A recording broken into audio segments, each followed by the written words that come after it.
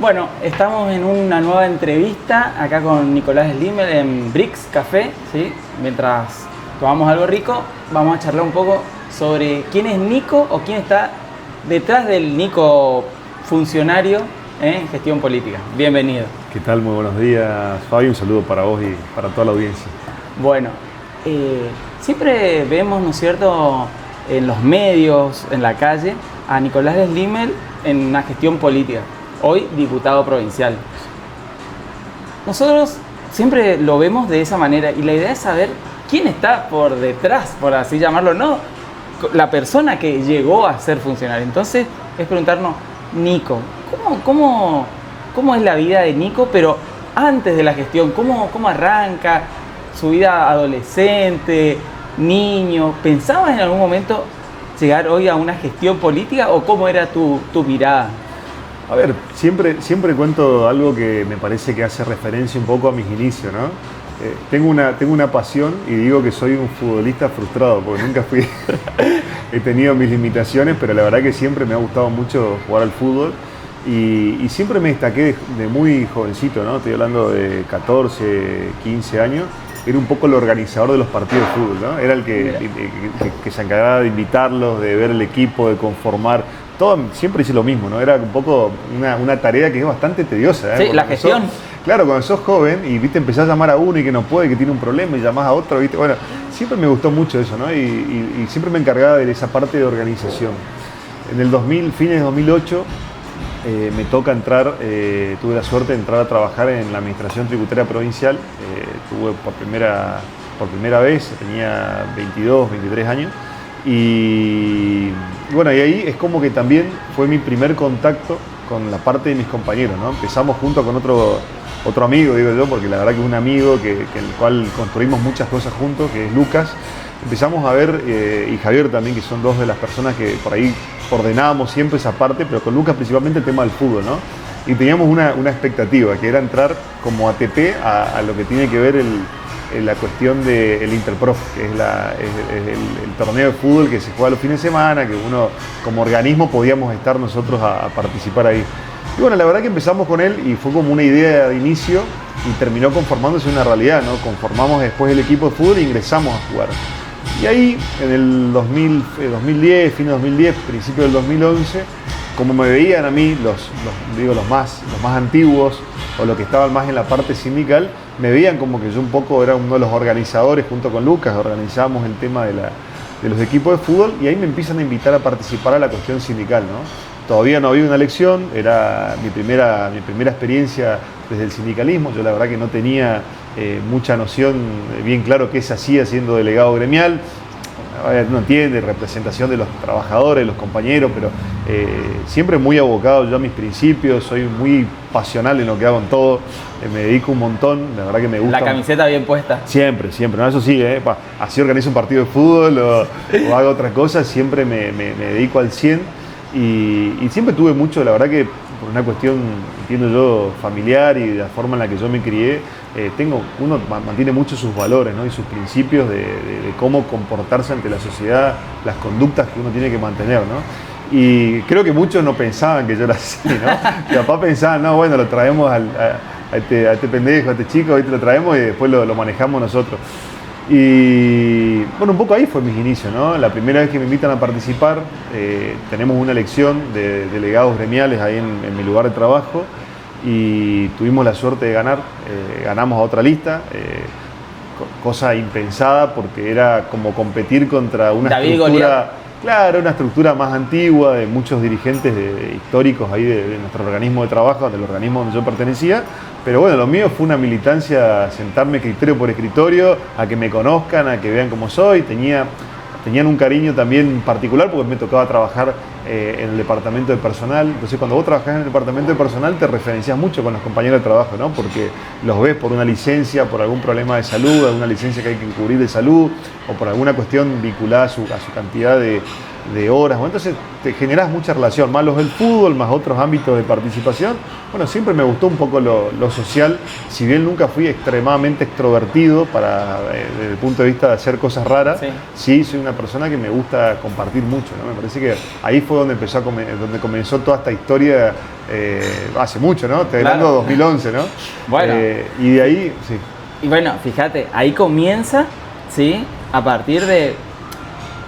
También, digamos, yo creo que veían en vos esa pasión que vos decís, esa gestión dedicada, ¿no es cierto? Y que ven los demás en vos, pero que vos, por supuesto, seguramente antes ya la fuiste haciendo crecer en vos a esa. Eso vos por ahí sí decís, hoy pensando mientras eras en la secundaria, capaz con tus estudios, tu manera de estudiar, o a nivel familiar. Eso sí que no, ¿eh? ¿No?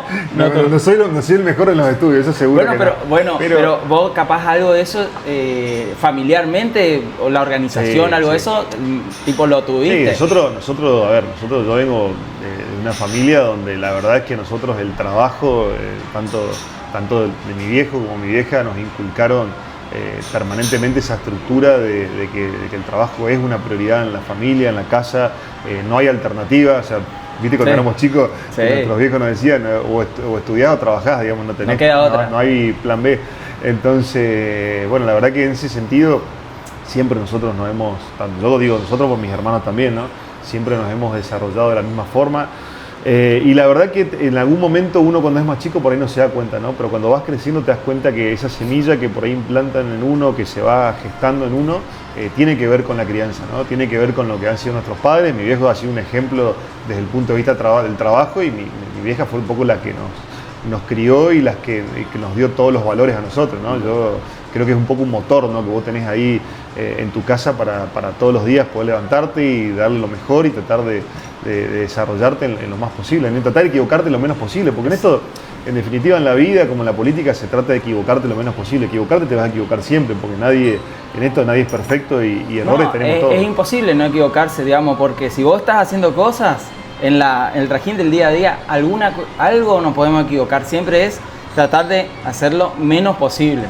Sí, por supuesto. No te vas a equivocar solo si no haces nada. Sí, y encima, sumado a esto, que si bien en el seno de mi familia nunca fue la política un tema de discusión, más allá de que mi viejo ha sido funcionario público y nos gusta a todos la política, en lo personal yo no lo recepcionaba desde esa forma, ¿no? Y he tenido historia familiar más del pasado en la cual han participado activamente en la política. Es decir, yo he tenido mi bisabuelo ha sido interventor acá en la provincia del Chaco, o sea, por la línea de mi vieja, la parte correntina, ¿no?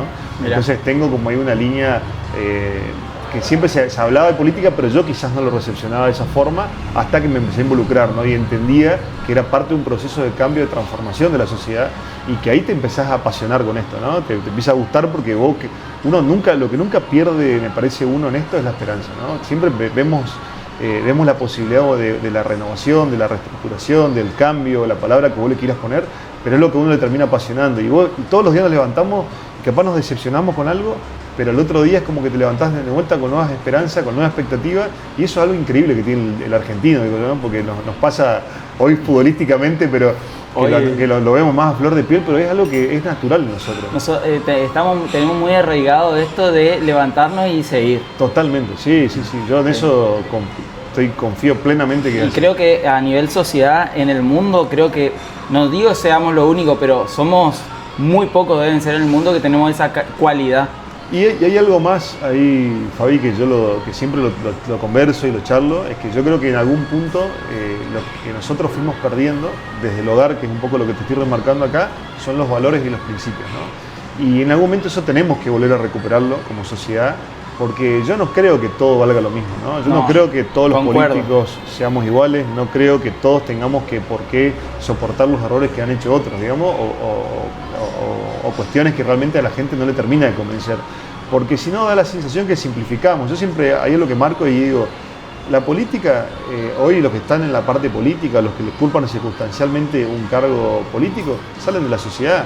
Es decir, si los políticos no tienen valores es porque la sociedad está también perdiendo parte de esos valores. Nosotros tenemos que evitar que eso pase, porque yo no creo que esto no se pueda recuperar, todo lo contrario. Y cuando nosotros volvemos al respeto, volvemos al diálogo, volvemos a tener valores, volvemos a tener principios, creo que la sociedad va a cambiar y va a ser distinta. Pero tiene que arrancar desde el seno de la casa, de las escuelas.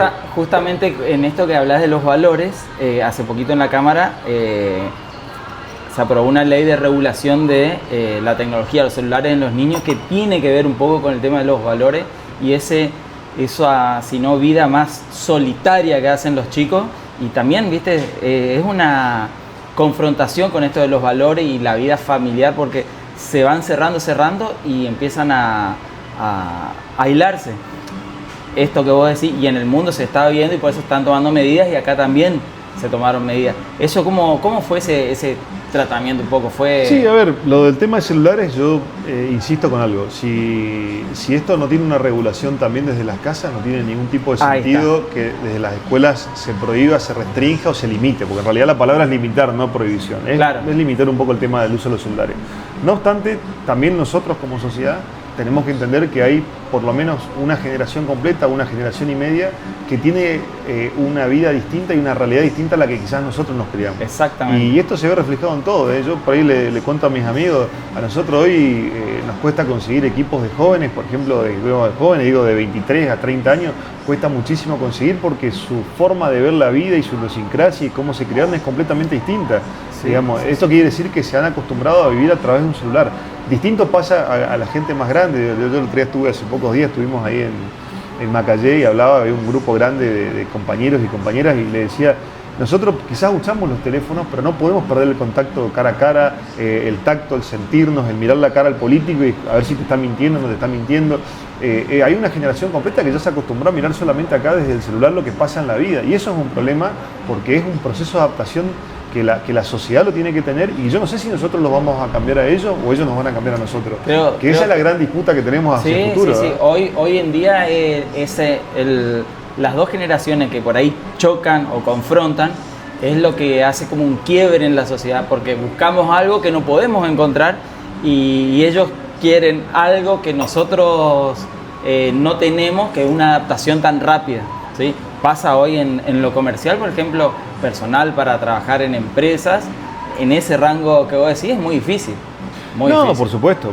Yo creo que aparte hoy, a ver, vos, el trabajo como nosotros lo conocíamos y lo vivo desde la parte del sindicalismo, ¿no? O la estructura del trabajo como nosotros la conocíamos fue cambiando muchísimo este tiempo y no es probable que volvamos para atrás, es probable que se reconstruya o se reforme el trabajo para el futuro, digamos, de cómo va a ser la visión del trabajo, la automatización, la sistematización, la robótica misma que va a hacer cambiar muchísimo los empleos y nosotros desde la legislatura también tenemos que empezar a discutir estos temas. Ahora, ¿estamos nosotros realmente en condiciones, digo, no la Cámara solamente, no el gobierno, el Estado nacional, provincial, está en condiciones de discutir esto? Eso creo que es la pregunta que nosotros tenemos que hacernos, porque hoy cada vez más gente va a estar sin trabajo, no va a ser al revés. Por supuesto. Y la adaptación de esto no es sencillo. Hoy las carreras profesionales prácticamente en su gran mayoría, no digo todas, pero en su gran mayoría tienen muchas dificultades en la inserción laboral. Cuando vos hace 20 años atrás o 30 años atrás era recibirte, que te vas a tener un mejor nivel de vida, pues ya sos profesional. Hoy eso prácticamente no existe. Hoy no existe eso, entonces, es real. Sí, puntualmente te podré decir alguna carrera sí, pero la mayoría no. Entonces, hoy, alguien que ha estudiado diseño gráfico, si no genera un proceso de adaptación a su profesión, que lógicamente tiene todas las herramientas para hacerlo, por mencionarte una, claramente no va a poder aplicar lo que estudió en la facultad. Y así la gran mayoría de carreras. Es más, yo soy consejero graduado en la UNE, claro. ¿sí? Y algo que venimos, yo soy diseñador gráfico, después tengo otras profesiones. Y yo siempre digo que, es más, hasta hace unos años y hoy mismo pasa que la facultad no te prepara para salir a la calle, sino te prepara académicamente, pero salir a la calle nunca fue una buena preparación, hoy menos todavía. Entonces, la brecha se amplió más. Quizás lo que te da la facultad es la herramienta de la conducta. Exacto. No la herramienta de tener, hoy, particularmente en algunas profesiones, la herramienta de decir, con esto voy a salir al mercado laboral y voy a conquistar todo. La verdad que no.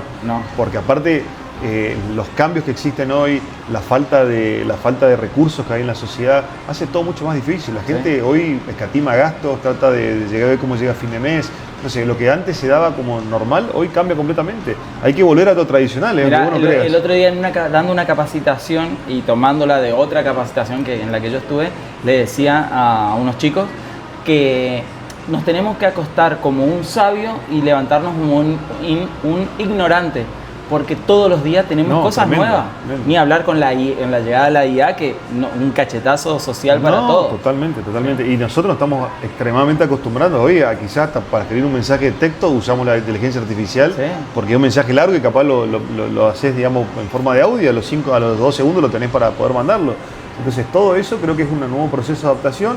Creo que vuelve para atrás, creo que hoy de vuelta los oficios vuelven a tener una relevancia interesante. 100% de acuerdo. Los oficios es algo que debería de proyectarse como algo que debería tener un crecimiento y que por ese lado por ahí todavía no hay una evolución tan importante y es algo muy necesario. Sí, nosotros lo venimos discutiendo esto y yo planteaba hace un tiempo atrás, incluso en algunas oportunidades, cuando lo veíamos cuando uno sale a los barrios y ve esta gran necesidad que hay, por ejemplo, en Resistencia, de cómo se está manejando o cómo la falta de empleo, que es tan abrumadora, pero tan abrumadora que la gente está desesperada porque no puede llegar ni al día 10 de cada mes.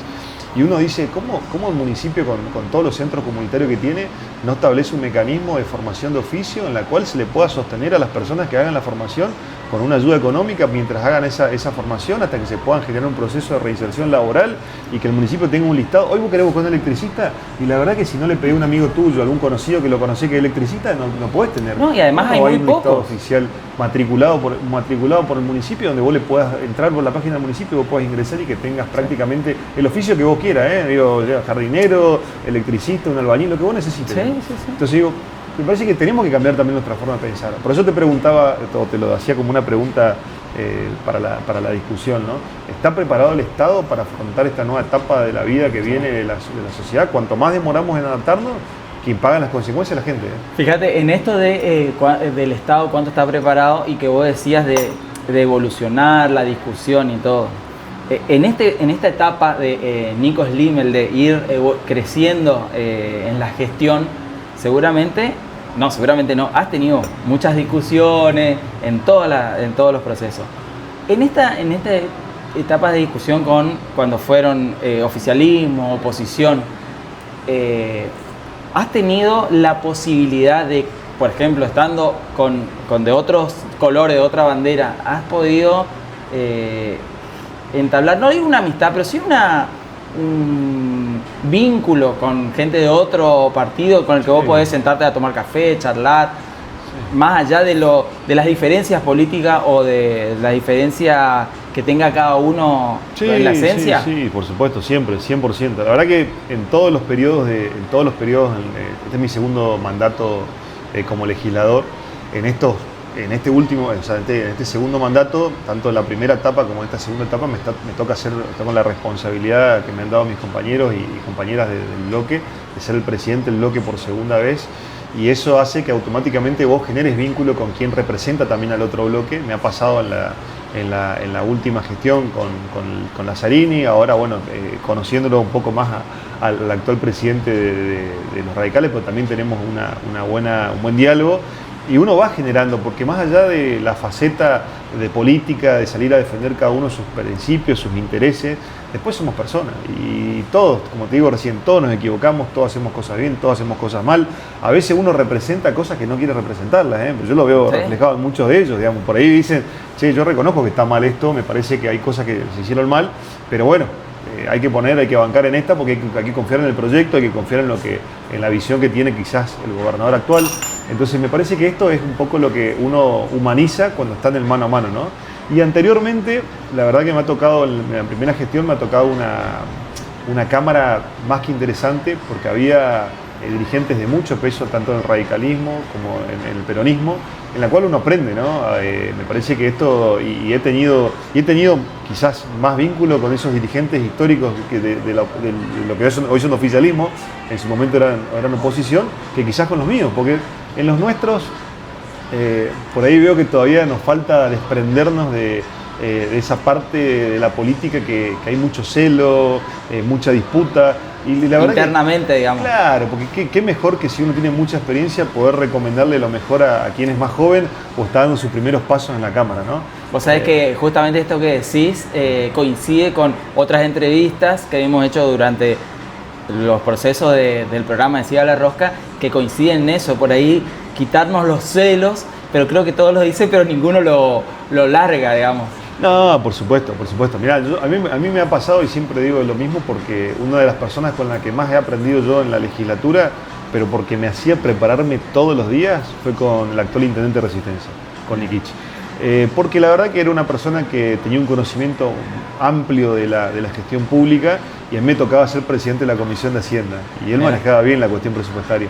Entonces para mí cada lunes era un desafío porque yo sabía que iba a ir Nikich a cuestionarme cosas. Entonces yo me sentía que tenía que estar preparado para poder discutir con él, porque eso, el prepararse, también significa respeto a quien está enfrente. Porque si yo me creo que la sé toda, la verdad que me voy a terminar equivocando. Entonces creo que todos los días uno tiene que ir mejorando, desarrollándose. Y con él aprendí mucho, porque siempre nos hemos criticado ambos, pero del lado del respeto, ¿no? Y ha terminado su gestión, creo que fue en el 2021, y la verdad que cuando terminamos yo fui, lo saludé, le dije que realmente que yo sentía que me ayudó mucho a crecer en la Cámara, por esto que te decía, porque capaz vos esperabas ayuda de crecimiento de parte de los pares, y es más difícil porque cada uno viene con su dinámica, y me parece que aprendías más de quien lo tenías enfrente, ¿no? Como adversario político. Te desafiaba. Todos los días. Y fue muy interesante la experiencia, la verdad con él fue muy interesante. Y así con el resto, tuvo un dirigente también a quien he tenido varios cruces y discusiones, fue con Karim Peche, a quien lo respeto un montón también, un dirigente histórico. Y quizás esta cuestión de lo que yo te decía, los valores, ¿no? Cuando uno tiene claros los valores y los principios, uno respeta a la trayectoria. Y eso también a mí me lo inculcaron desde chico en mi casa, ¿no? Yo no hubiera pensado nunca ir a faltar el respeto a alguien que es más grande que yo, que tiene más experiencia, todo lo contrario. De última, si se está equivocando, tengo que saber de qué manera decírselo, pero sin que se sienta de que yo me siento mejor o peor que él, ¿no? Me parece que tiene que pasar por ahí también la cuestión. Muy bien. Y en este, ¿no es cierto?, dirigentes que te desafiaron y te ayudaron a crecer. Sin duda. Y hoy, en esta etapa de decir, bueno, hasta acá estoy llegando en la gestión, ¿cómo ves a Nico desarrollándose o gestionando a futuro? ¿O qué mirada, no sé si qué quisieras, o qué quisieras?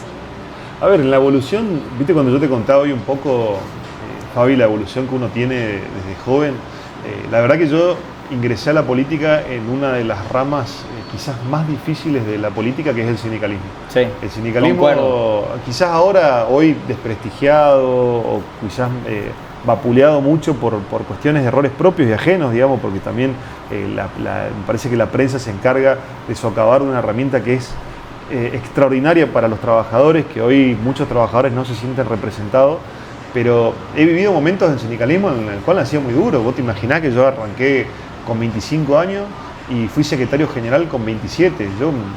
Hay que buscar registros. Yo no sé si hay un secretario en la provincia del Chaco que fue secretario general con 27 años. Entonces, para mí era un desafío enorme.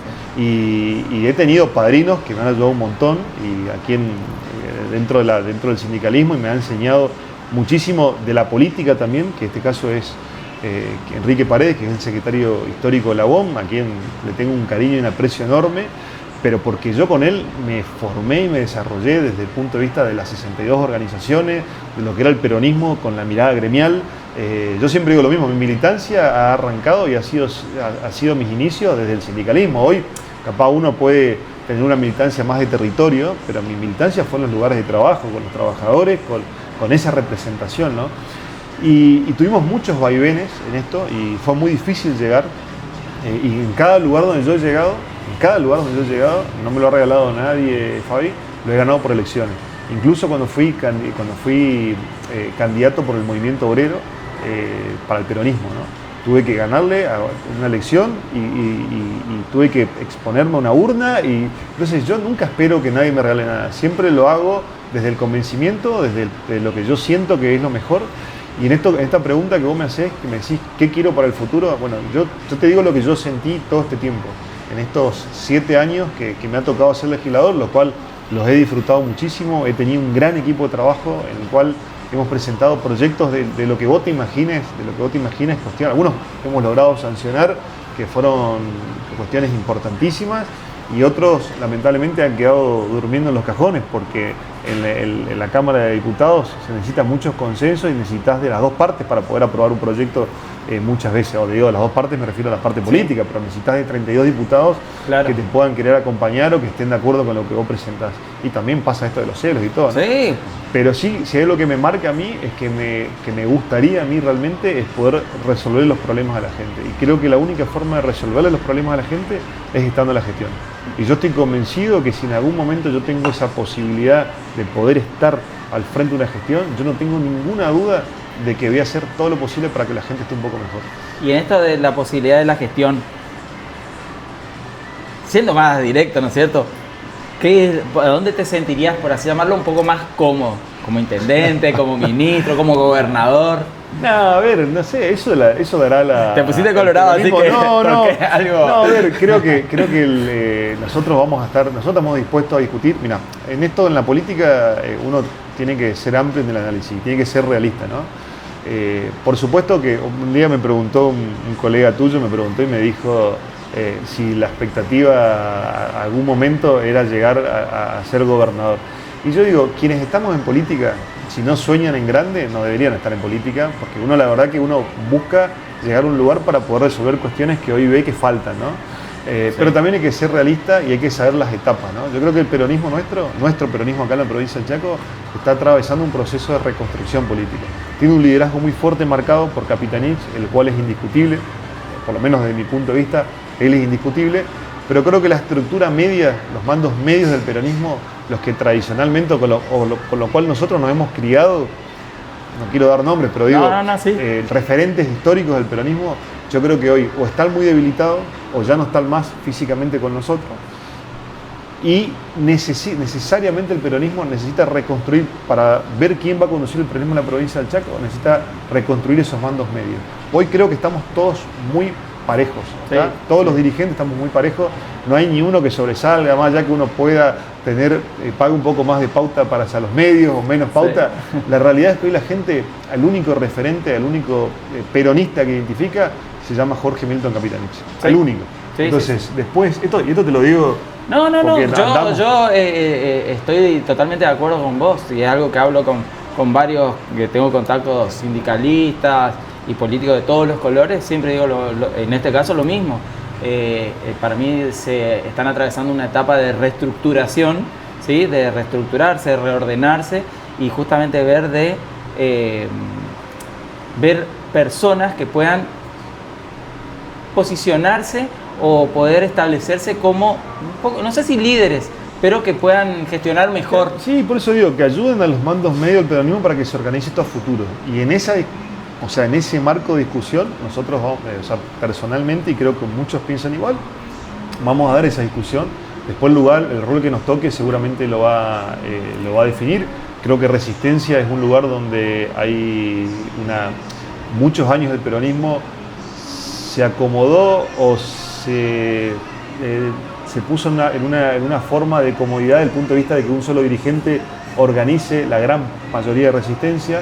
Hoy eso se terminó, entonces también nosotros tenemos que darle herramientas. Me toca vivir en Resistencia a mí, entonces me toca también ser parte de ese proceso de reconstrucción, de mejora en Resistencia, que después pueda o no desencadenar una candidatura, eso se verá, digamos. Ahora, nosotros damos al máximo y yo estoy dispuesto, como muchos dirigentes del peronismo, a discutir cada lugar que nos toque o que se pueda discutir, porque creemos que, tenemos experiencia, tenemos condiciones, tenemos capacidad, no tenemos por qué ceder ni regalarle nada a nadie. A mí me decía, esto me pasaba hace mucho tiempo, estoy hablando de 2017, antes que yo sea candidato la primera vez por el movimiento obrero, y había un dirigente del sindicalismo que me dijo, ¿sabes cuál es tu mayor problema, Nico? Me dice, que vos no tenés plata para hacer política, me dijo. Algo necesario. Y a veces es necesario, pero ¿sabes qué, Fabi? Yo llegué sin plata. Yo llegué con el apoyo de mis compañeros y me parece que, lo mismo digo ahora, cuando quieren descartar a dirigentes solamente por la cuestión económica, yo creo que el trabajo muchas veces termina siendo más importante que la plata. Y yo estoy dispuesto a seguir dando esta lucha del lugar que siempre me tocó, con desventaja seguro, Sí. pero estoy dispuesto a darlo porque confío en lo que hago, confío en las capacidades, confío en mi equipo, confío en lo que desarrollamos hasta ahora, y si ya tuve posibilidades de ganarle en el sentido electoral, ¿no? Ganarle a monstruos, o sea, yo he competido con un candidato en el 2019 que estaba apoyado por el gobernador de la provincia, no estaba apoyado por los dirigentes sindicales. Fue la primera vez en la historia de la parte sindical que un gobernador de la provincia se metió en una interna, en una elección sindical para legislador, y yo le gané a ese candidato. Entonces yo no puedo tener miedo de decirle gano porque no tengo plata, no tengo un peso específico, no puedo hacer política. No, ahora, es mucho más difícil, sin duda. Sí, yo en eso también te acompaño porque me ha pasado en gestiones, digamos, de mi profesión en la que yo también decía, no, yo no soy el que tiene más billetera, pero vamos a hacerlo, y me ha salido bien, digamos, a partir de la gestión propia, digamos. Y en todo esto también, y mirá, yo creo que he sido, no quiero digamos, que sea falta la verdad, digamos, pero la verdad que creo que debo ser uno de los primeros presidentes del bloque justicialista que salió de una elección de diputados. O sea, a mí me eligieron mis pares con una urna. O sea, se votó para que yo sea presidente de bloque. Mirá. Entonces, y esto es raro porque uno dice, no, pero ¿quién decide el presidente de bloque? Y sí, obviamente, normalmente lo decide la conducción del Partido Justicialista. Bueno, a mí me tocó siempre yo voy para un lado distinto al resto, ¿no? Entonces es como que yo digo, ¿cómo le voy a tener miedo a competir? ¿O cómo le voy a tener miedo a que tenga algunas desventajas con relación a otros candidatos? No, nunca. Si nunca lo tuve, ¿por qué lo tendría ahora? Que en teoría uno está más aplomado, tiene un poco más de experiencia, sabe lo que quiere para la provincia, sabe lo que quiere para Resistencia. Entonces, ¿por qué yo debería hoy correrme de un lugar que me parece que no corresponde, digamos? Bien, mira, y en esto que decís, digamos, que siempre te tocan cosas difíciles, vos, a ver, si querés me la respondés, vos decís que a nivel partido se debería de hacer una autocrítica sincera de por ahí en algo de la gestión nos equivocamos, acompañamos algo que por ahí o sostuvimos algo que no teníamos que sostener tanto tiempo. ¿Vos creés que no se hizo la autocrítica? No, yo digo que sí, pero yo lo que digo es a nivel general o más fuerte o a nivel partido, no sé si como bloque. Mirá, yo creo que el primero y principal, hay que entender que el peronismo en el 2023 perdió porque fue dividido. Sí. ¿Está? Si vos hacés la sumatoria de los votos del peronismo, superó el 50%. Sí. O sea que hubiéramos ganado, por dicho, cómodamente si hubiéramos logrado la unidad, la cohesión. Creo que pecamos de varias cuestiones. Hubo algunos errores en la gestión, no tengo ninguna duda. También creo que las dos primeras gestiones de Capitanich han cambiado la mirada del Chaco con la Argentina en general. Yo siempre me acuerdo cuando era chico que sentíamos, muchas veces nos parecía que sentíamos como una provincia que estaba fuera del sistema, ¿no? Que lo único que existía era Buenos Aires y nosotros, si nos daban, es más, nos pasaba, yo era más joven en alguna época cuando me tocaba un paso muy fugaz quizás por la parte deportiva y participaba en algunos entrenamientos de rugby. Y venía gente de Buenos Aires o de Rosario o de Córdoba y creían que nosotros acá, el Chaco era solamente carrete y caballo, era la verdad. Sí, totalmente. Permanentemente sí. Eso. Entonces yo creo que lo primero que hizo Capitanich fue poner al Chaco en la escena nacional. Sí. Después, que en la segunda etapa, lo que en algún momento para nosotros fue un proceso de contención, que no comenzó con el peronismo, sí. Esto comenzó en el 2001 con la crisis económica y social que nosotros hemos tenido, que se gestaron esta especie de movimientos sociales, que esto se fue desvirtuando en el tiempo, quizás faltaba regulación, quizás faltó mayor control, yo no tengo ninguna duda, Yo he sido uno de los legisladores, que en su momento no te voy a hablar como legislador, te lo hablo como dirigente del peronismo, que le ha planteado al presidente del partido en el año 2023, delante de todo el Consejo Provincial, de que algo teníamos que hacer con el tema de las viviendas que se estaban construyendo para los movimientos sociales, porque lamentablemente no había un control a quién iban esas viviendas. Si las hacían a las viviendas, que es cierto que las hacían con un costo mucho menor, pero después se las hubiera sorteado por el instituto, te puedo asegurar que no hubiera habido nunca un problema. Creo que faltó una etapa más, se hizo bien esto, sí. Pero digo, faltó esa etapa de control posterior que nos terminó afectando a todos. Es que además es algo que creo que socialmente es algo que fuimos como dejando de lado en todo, no solo política, en todo la parte de control. Que también pasa esto que fuimos perdiendo valores y todo, pero es por eso, es algo cultural, que la parte esa como que fuimos dejándola de lado. Y que estamos atravesando un proceso de desinformación gracias a esto. Sí. Porque hoy nos pasa, a mí me pasa una reunión familiar un fin de semana donde vos te sentás a comer con un familiar y te dice, ¿viste que salió en TikTok tal cosa? Yo digo, pero eso no es verídico, digamos, puede ser real como no. O sea, vos no podés confiar en lo que sale en TikTok. Pero la gente no entiende. ¿Por qué razón? Porque incluso más, las personas más grandes, y digo, quizás los que ya tienen una experiencia importante desde el punto de vista de la comunicación, creían que antes lo que salía en la tele era real, porque había un filtro, los periodistas eran respetuosos, eran personas que realmente... responsables con sus valores, como decías vos, con sus principios. Y hoy en día quien sube no es la tele, es un cualquiera que se pone a grabar un video y dice cualquier locura que no tiene prueba y capaz vos estás creyendo que eso es real. Entonces hay mucha desinformación. Sí, hay más desinformación que información real. Totalmente, Fabi. Estamos hiperinformados, saturados de información, que a nosotros también eso nos genera muchas complicaciones del análisis, ¿no? Dijo algo muy interesante el otro día un periodista, que se está rompiendo el pensamiento crítico. ¿Sí? Se está rompiendo el pensamiento crítico y eso no es menor, porque antes uno lo discutía, lo pensaba, lo analizaba. Hoy es como que esta información express que tenemos a diario hace que se rompa el pensamiento crítico. Ojalá que esto se regule, que esto cambie, ojalá que la gente se dé cuenta que hay caminos que nos hacen mucho daño como sociedad y que se pueda mejorar, porque en definitiva, a ver, ¿quién lo quiere que le vaya bien al Chaco? ¿Quién no quiere que le vaya bien a la Argentina? Me parece que todos queremos lo mismo, ¿no? Si le va bien a esta gestión actual, seguramente nos va bien a todos los chaqueños. Entonces, uno no busca lo malo. Ahora, cuando uno ve las injusticias, ve los desmanejos que existen permanentemente, bueno, ahí es donde uno creo que se preocupa y trata de cambiar o mejorar eso que se ve, ¿no? Sí. Recién hablabas de por ahí en la vida familiar, ¿no es cierto?, con el celular y todo eso.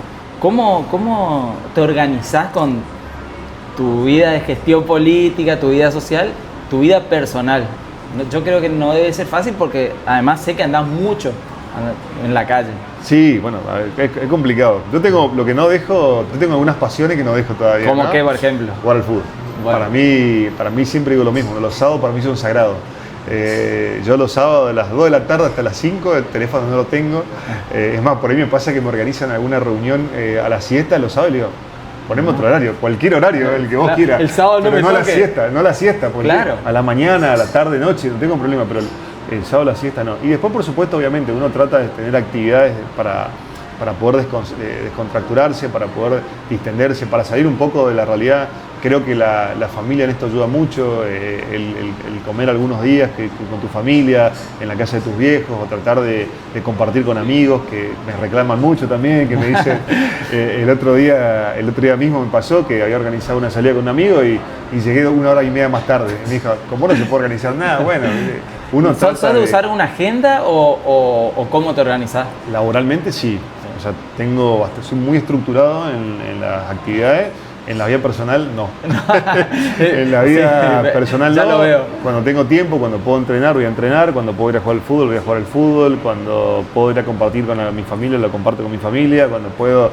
Pero tengo esas cuestiones, ¿no? Hoy por ahí priorizo también muchas veces estar un rato solo en mi casa con mi perra haciendo... ¿Qué te gusta más leer, escuchar música, ver películas, Quizás, series? si lo puedo, si tengo el tiempo, trato de leer algo, sin duda. A veces se complica por esto que te digo, porque uno se desconcentra con el celular, que va, viene, pero bueno, trato de hacerlo. Pero si no, también muchas veces miro muy poca tele, casi nada. O sea, partidos de fútbol, partidos de Boca, lo único. Y de Argentina. Estamos en lo mismo entonces. Y de Argentina, pero la verdad que tele me aburre, prendo un rato y por ahí quiero escuchar las noticias nacionales y sinceramente mejor no escucharlas. Te destruye la cabeza. Entonces uno piensa y dice, nada, te querés estar en tu casa, preferís estar en silencio, tranquilo y no acumulando cosas que las acumulás todo el día, porque esto es todos los días. A ver, es el teléfono de una persona que te está pidiendo alguna ayuda vinculada a una situación personal que le está pasando o grupos o sectores de trabajadores que te está reclamando, esperando una solución de la legislatura que hoy lamentablemente no se la podés dar. Entonces vos estás con contacto permanente con la realidad en todo sentido, gente que te va a ver a la oficina, que te cruza por la calle. Entonces me parece que cuando vos, el momento que lo tenés libre, lo querés dedicártelo a vos mismo, ¿no?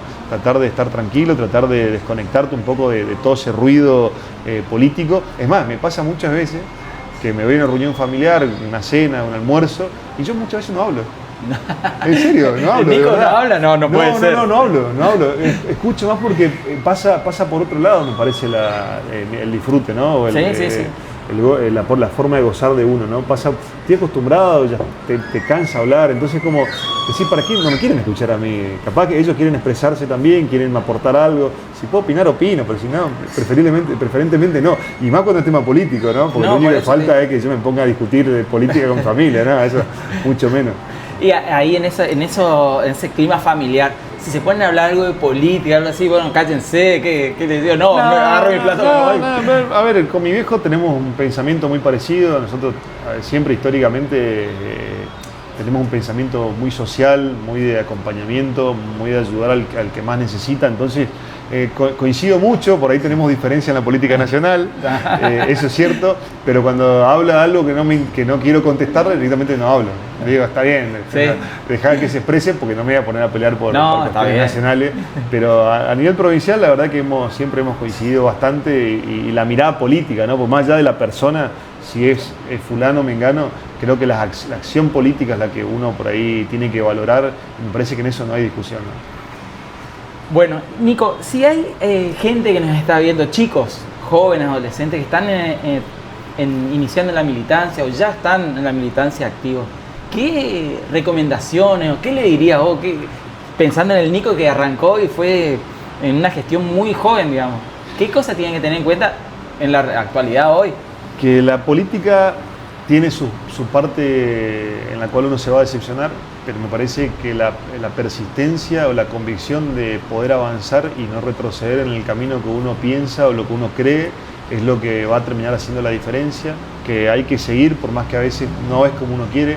Nadie te va a invitar a participar en política, nadie te va a regalar absolutamente nada, eso es muy importante y creo que el valor o el beneficio de que uno o la satisfacción que uno va a tener es cuando logre sus primeros resultados en favor de alguien, ¿no? Cuando vos lográs tus primeros logros, tus primeras conquistas, en este caso desde el punto de vista gremial, o tus primeras leyes que vos pudiste sancionar, o tus primeras acciones sociales que vos pudiste hacer, ya sea la organización de un Día del Niño, es la satisfacción más grande que vos vas teniendo y es donde vos vas a empezar a generar esa propia capa o ese escudo para que no te termine afectando todo el resto de las cosas. Pero no es fácil, no es sencillo, lamentablemente yo escucho mucho a la dirigencia diciendo hay que participar, hay que darle participación a los jóvenes, pero después convocan a los jóvenes y le dicen si te sacó una foto con fulano, conmigo no estás mal. Entonces, muchachos, si no le damos la libertad para que los jóvenes se puedan desarrollar, se puedan equivocar, no nos equivocamos nosotros, y bueno, se van a terminar equivocando en algún momento y se van a dar cuenta solo. Lo importante es que no pierdan sus convicciones y que no pierdan el objetivo y los valores que tienen, ¿no? Me parece que eso es fundamental en la política. Muy bueno, me parece lo que decís y recalcás esto de equivocarnos y poder volver a sumarnos, digamos, con esta equivocación y no aislarlo o no dejarlo. Se equivocan los dirigentes que más experiencia tienen, no se va a equivocar alguien que no tiene experiencia. Sí. Y creo que la escucha en esto es fundamental para todo, para la vida misma, no solamente la política, la escucha es clave y no hay que volverse un robot que solamente habla, ¿no? Hay que tratar de prestarle atención a la gente, escuchar lo que dicen, porque a veces te podés sorprender, las mejores ideas no vienen de uno mismo. Desde el mundo de la militancia, ¿sí? O tu paso por toda la militancia, ¿te recordás o tenés presente alguna acción que haya dicho, esto me marcó? Creo que lo que me marcó fue, lo que más me marcó a mí, porque entiendo que fue un antes y un después, si tengo que elegir un momento, ¿no? Creo que fue ese momento donde gano las elecciones como delegado gremial, donde a partir de ahí, como te decía... ¿Te tenías mucha confianza? ¿O vos decís la confianza a quién era Nico Slimer en ese momento? Yo creo que los que me invitaron no se dan cuenta quién era yo. Creo que los que me invitaron... No, porque a mí me ha pasado, te resumo porque es interesante la parte... yo acompañé a dos personas que tienen mucha experiencia, ¿no? Y a los 6 meses que nosotros asumimos esa delegación, estas personas que deberían haber sido un ejemplo para mí en la construcción, decidieron acordar cuestiones personales y decidieron renunciar a esa delegación como delegado gremial y pensaron que yo iba a renunciar y nunca renuncié. ¿Fue una decepción para vos? Sí, porque la verdad que uno, hasta que no ve el hecho concreto en el cual uno deja de representar o viola esos principios que tiene, termina generando decepción, pero te da fuerza también. A eso voy, sí, es una decepción porque te fortalece. Me acuerdo puntualmente que organizamos una asamblea en el lugar de trabajo. Me fui y les dije a todos los trabajadores ahí que estaban en su momento, hoy ya muchos jubilados, retirados de ATP, y les planteé y les dije que yo la verdad que me sentía con capacidad y con ganas de representarlo, pero que necesitaba que ellos me apoyen, que yo no tenía mucha experiencia. Y bueno, todos me dijeron que sí, me aplaudieron y bueno, ya empezó mi camino. Entonces creo que ese fue un hecho, un antes y un después. Los que me invitaron a participar, que después renunciaron, se deben querer matar, pero bueno, claro, decían crear el monstruito, pero bueno, no, la verdad que fue un antes y un después, ¿no? Y después hay cuestiones puntuales que te van marcando en la vida política, pero eso fue mi inicio. Ahí, sin eso, nunca hubiera existido todo el resto, ¿no? Y no me arrepiento absolutamente nada. Hoy, haciendo un poco retrospectiva y si vos me preguntás si volvería a hacer todo lo mismo que hice, y te digo que he dejado mucho. ¿Sí? He dejado mucho, he sacrificado mucho y la verdad que orgullosamente, o sea, lo hice por convicción, pero bueno, la verdad que hoy no... Me hace acordar mucho a todo lo que se viene hablando en estos momentos con los jugadores, con la selección, viste que por ahí, que no es que de un día para el otro fueron un jugador estrella, han dejado muchas cosas de lado, sus pasiones, su vida familiar, personal, para enfocarse en lo profesional.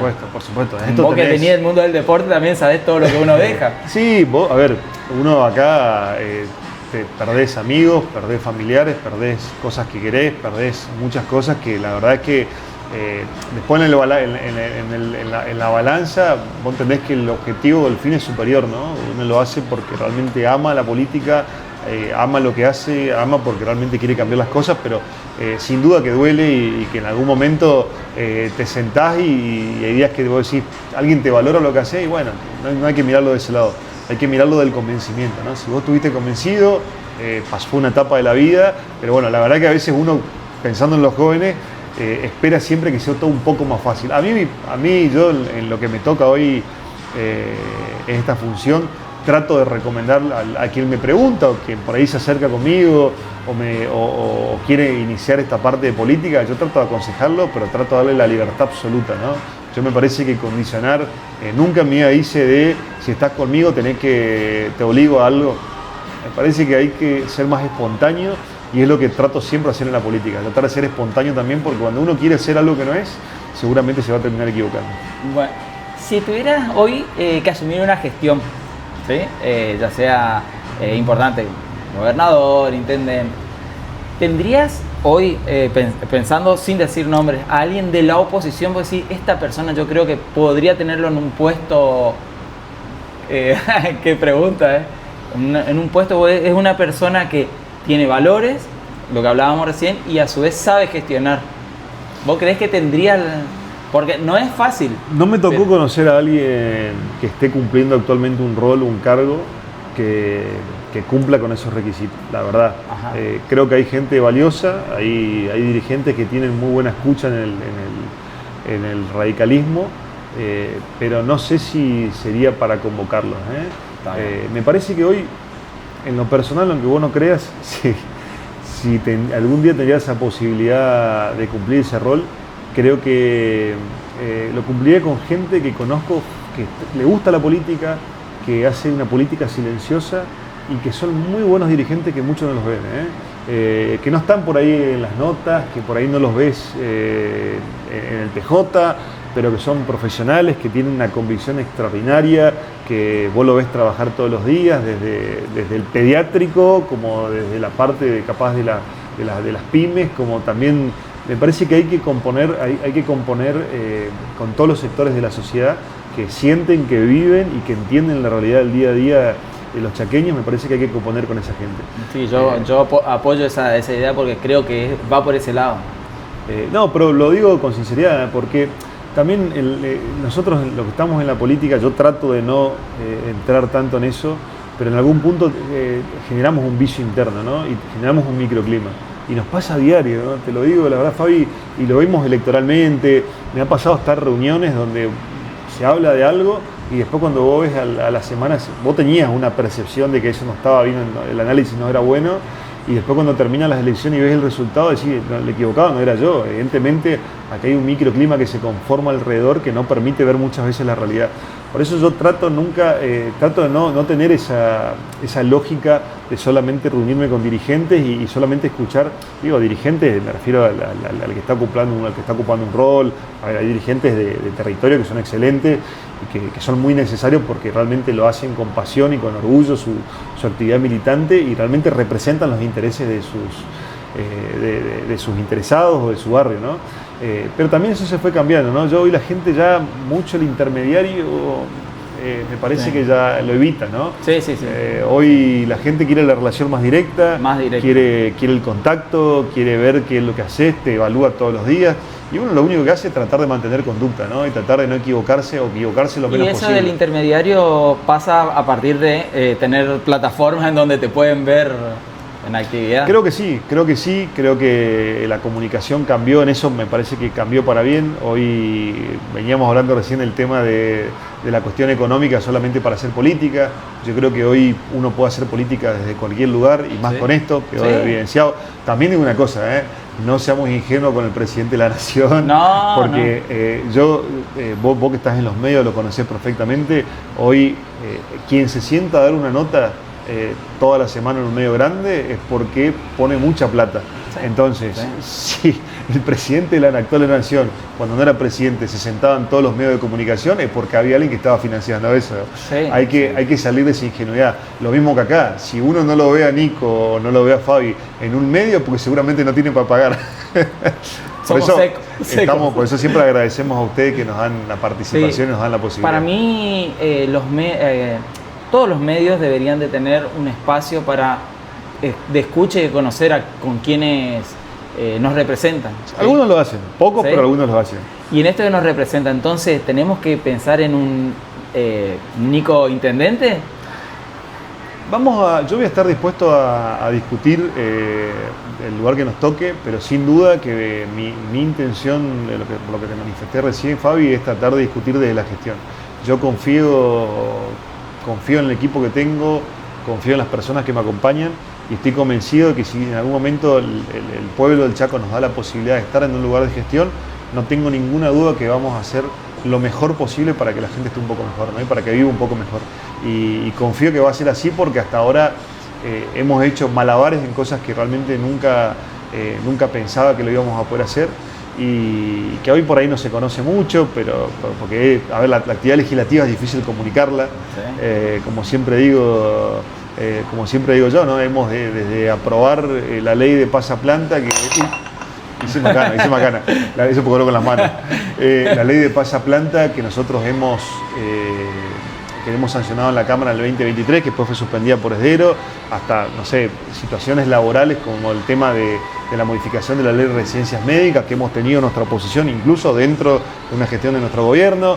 Pero bueno, la verdad que uno siempre va trabajando en favor de proyectos que uno está convencido y cree que es mejor para la sociedad, ¿no? Bueno, hoy conocimos un poco más de Nico, ¿sí? El Nico que era y es deportista. Intenta ser deportista.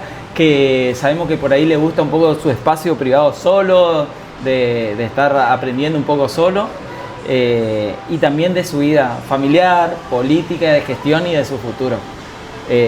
Seguramente te vamos a llamar más adelante para conocer un poco más y ver cómo esto que hoy tiraste, digamos, si sigue creciendo esta posibilidad de una candidatura, de gestión o de un análisis político de lo que esté sucediendo en ese momento.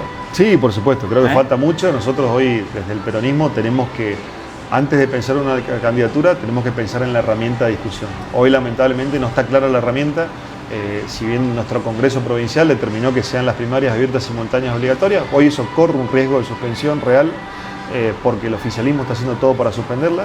Entonces, si no tenemos hoy la posibilidad de discutir con la herramienta, es más difícil pensar una candidatura. Me parece que hoy tenemos que ver de qué manera organizamos el Partido Justicialista, organizamos nuestro frente electoral para ver de qué manera podemos dirimir estas diferencias que van a existir siempre en la política y que son legítimas, pero hay que buscar de qué manera resolverlas, ¿no? Si el peronismo va unido, no tengo ninguna duda que nosotros en el 2027 vamos a volver a hacer gestión. Bueno, un gusto poder escucharte, tenerte acá con nosotros y siga la rosca. Siga la rosca. Gracias. A vos.